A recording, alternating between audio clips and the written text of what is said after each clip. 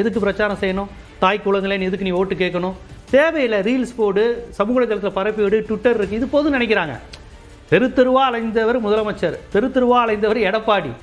தமிழிசை சவுந்தரராஜன் அவர்கள்லாம் ஃபோட்டோவே போட்டாங்க, இப்படி இருந்தாங்க இப்படி ஆயிட்டாங்கன்னு. அப்படி கட்சிக்காரங்க ஒரு தேர்தலில் அவன் உயிரை கொடுத்து வெயிலில் கருகி வேலை பார்க்குறாங்க. இவங்க வந்து கூலாக நின்றுட்டு 2 தொகுதி 3 தொகுதி அப்படி டாட்டா காமிச்சிட்டு போயிட்டே இருக்காங்க. மக்கள் ஓட்டு போடுறாங்க. இப்போ ஓட்டிங் பேட்டர்னே மாறிடுச்சாங்கிற கேள்வி வருதுல்ல. ஓட்டிங் பேட்டர்னு, மக்களுடைய பிஹேவியர் எல்லாமே மாறி இருக்கான்னு இந்த தேர்தல் நம்ம பார்க்கணும்ல. அவ்வளவு விஷயங்கள் இருக்கு. இது எல்லாத்தையும் தாவேகா உடைச்சிருக்கு. நம்ம தொடர்ந்து பேசலாம். தென் மண்டலத்தில் மொத்தமா இருக்கக்கூடிய 58 தொகுதிகளில் திமுக 26 இடங்கள்ல முன்னிலை பெற்றிருக்கிறது. தாவேக 25 இடங்கள்லையும், அதிமுக 7 இடங்களையும் முன்னிலை பெற்றிருக்கிறது. ஒரு இடங்கள் அப்படிங்கிறது தான் தாவேகாவிற்கும் திமுகவிற்கும் இந்த தென் மண்டலத்தை பொறுத்த வரைக்கும் வித்தியாசமா இருக்கிறது.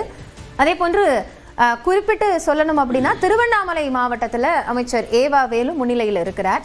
வடக்கு மாவட்டங்களில் திமுகவிற்கு 6 அமைச்சர்கள் இருந்த நிலையில் ஏவா வேலு மட்டும்தான் முன்னிலையில் இருக்கிறார். மற்ற இடங்களினுடைய முன்னணி நிலவரங்கள் அப்படிங்கிறதையும் கவனிக்க வேண்டியதாக இருக்கிறது. இப்போ இந்த அடிப்படையில் பார்க்கும் பொழுது முன்னணி நிலவரங்கள், வெற்றி வாய்ப்பு அப்படிங்கிறது அடுத்தடுத்து வெளியாகி கொண்டே இருக்கிறது.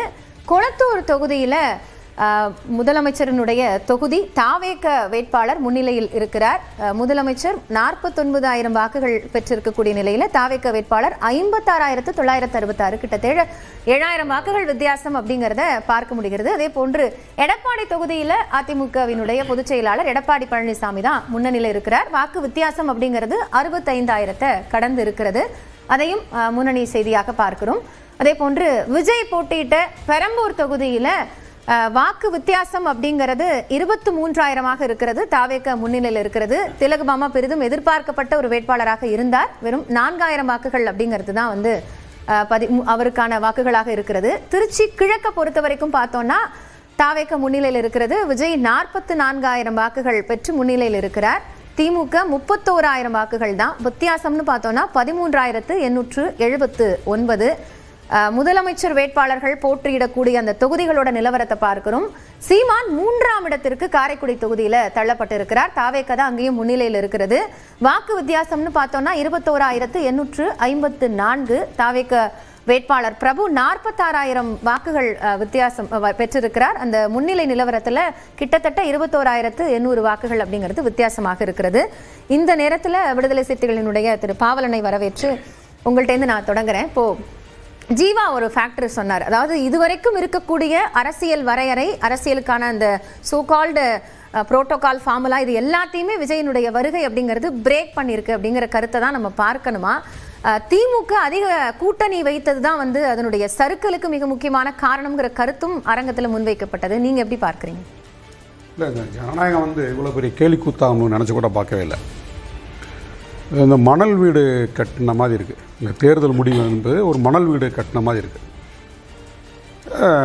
தாவேக்கால 43 பேர் வந்து கிரைம் ரெக்கார்டில் இருக்கிறாங்க.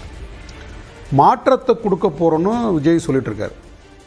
நான் நிறைய ஊடகங்களில் நான் சொன்னேன். நான் விஜய்க்கு கேள்வி கேட்டிருக்கேன், என்ன மாற்றத்தை கொடுக்க போகிறீங்க, என்ன மாற்றத்தை கொடுக்க? இது வரைக்கும் பக்தவச்சலம் காலத்திலேருந்து, குமாரசாமி ராஜா காலத்திலேருந்து, ஓமந்தூர் ராமசாமி ரெட்டியார் காலத்திலேருந்து முதலமைச்சராக இருந்தவங்க, அவங்கெல்லாம் செய்யாததை இவர் என்ன செய்ய போகிறான்னு நான் கேள்வி எழுப்பியிருக்கேன். இப்போ இது ஏதோ வந்து இவர் ஜீவா சொன்ன மாதிரி ஒரு விளையாட்டுத்தனமான ஒரு முடிவாக தான் அதை பார்க்க வேண்டியிருக்கு. புதுசாக வர்றாங்க, ஒரு திரைப்படத்தில் வரோம், எடுத்தடுப்ப ஸ்டேட்டாக ஹீரோ, அடுத்து நான் சிஎம். இது இன்றைக்கி தமிழ்நாட்டில் அரங்கேறி இருக்குது. ஆக்ஷன் ஹீரோக்களுக்கான ஒரு மண்ணா இது.